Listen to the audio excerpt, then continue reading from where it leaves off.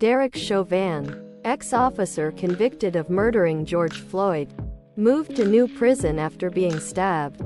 From the article, greater than Chauvin, 47, is now housed at the Federal Correctional Institution in Big Spring, a low-security prison, greater than he was previously held in Arizona at FCI Tucson in August 2022 to simultaneously serve a 21-year federal sentence for violating Floyd's civil rights and a 22.5-year state sentence for second-degree murder.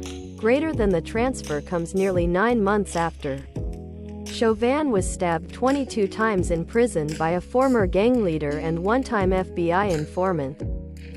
The guy who stabbed him 22 times admitted he was trying to kill Chauvin and said he would have been successful if staff hadn't been so fast. Response times have a big effect on life and death. I don't think this is going to fix that problem. Solitary is probably the only safe place for this guy. I don't care, to quote him. Imagine, one day you're just living your life. You get caught murdering one person.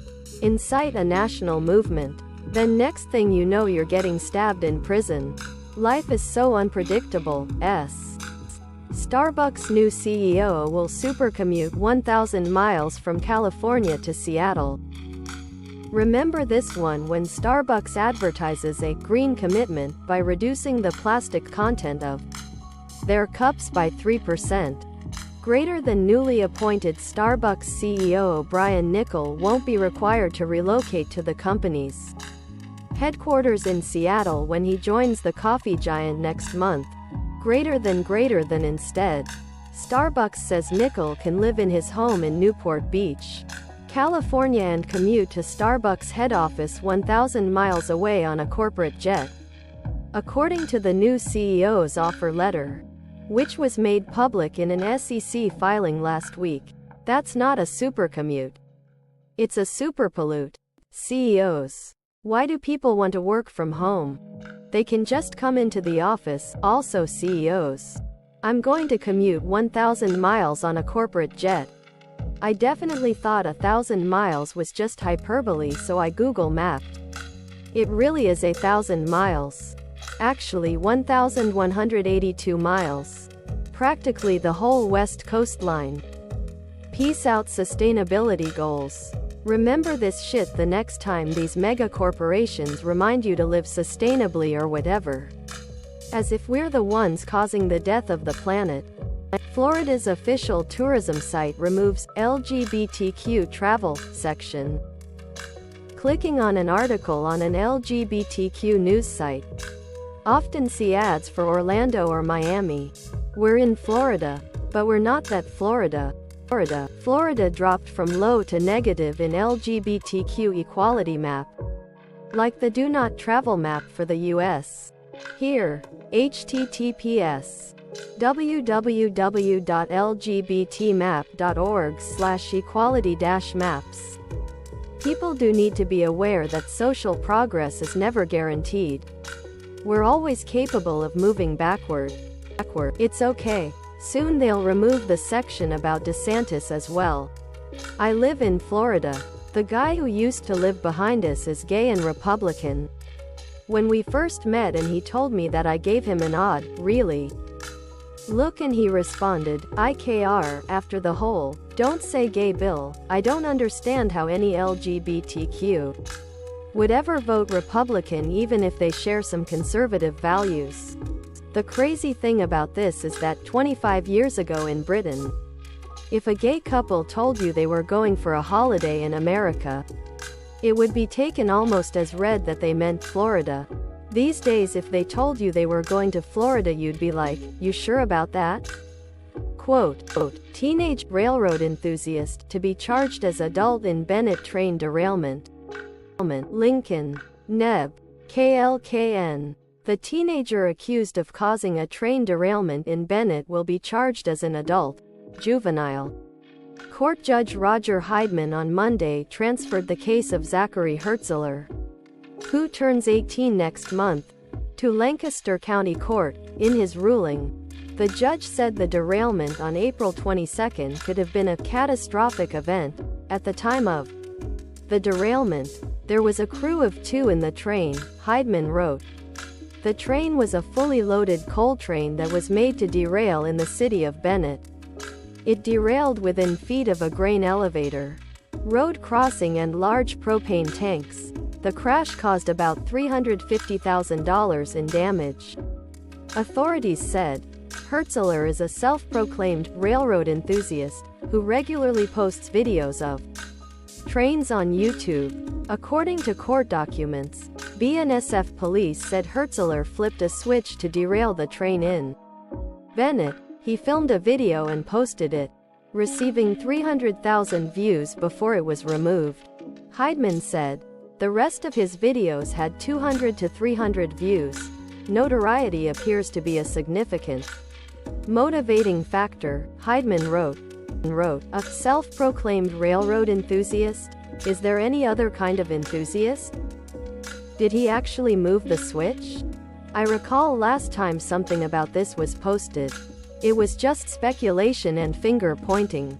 If he did move it and cause a derailment, fuck him. But I want to make sure I rage at the right culprit. Brings to mind an incident in Torrance, CA in the early 70s. Some kids allegedly flipped a switch, causing a train to run off the end of a siding and obliterate a woman in her car stopped at the crossing gates. My mom took us kids to the park nearby 2 days later, and I can still vividly remember the sight of a crane hoisting a huge train axle. Is there definite evidence that it was him? I thought I read somewhere that CCTV caught him, but I'm not sure anymore. So there's no actual footage of him tampering with anything, just that he was in the area. Which makes sense being a train enthusiast. Is it not possible blame is being shifted to avoid accountability? Every commenting this kid is a vandal when there really hasn't been mention of actual proof. 5-time Olympian cyclist found dead in Las Vegas after choking on food. Rest in peace. For those curious, how to perform the Heimlich maneuver on yourself. https://perform-the-Heimlich-maneuver-on-yourself. I almost choked to death on a piece of chicken eating a salad alone in my car in front of a grocery store. I started choking and couldn't breathe for what seemed like an eternity. Probably just a few seconds. And so I got out of my car and stood there for a split second trying to decide if I was going to make a run for the store to see if someone could help or look for someone in the parking lot. I couldn't see anybody in the lot and the store was pretty far away and I was starting to get lightheaded. And so out of desperation, I kind of performed a self-Heimlich by slamming myself full force down on the front of my car and I somehow managed to dislodge it. One of the most terrifying moments of my life.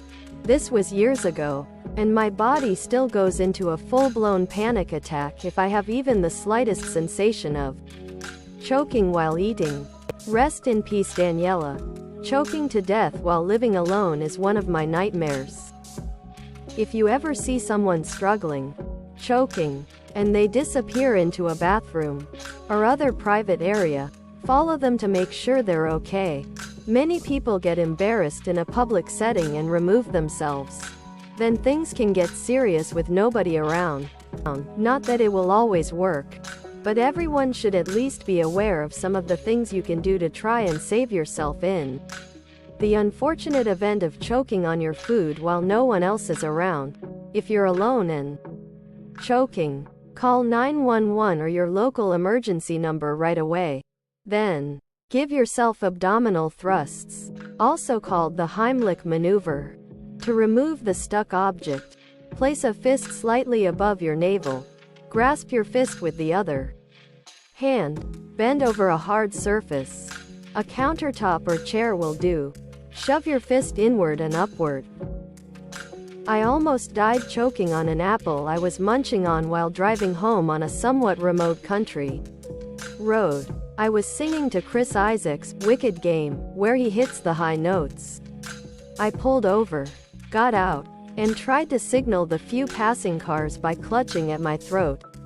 But it was a blind curve and no safe place to pull over ahead, as I stood there choking. Across the street were a couple of emus. Yes, emus.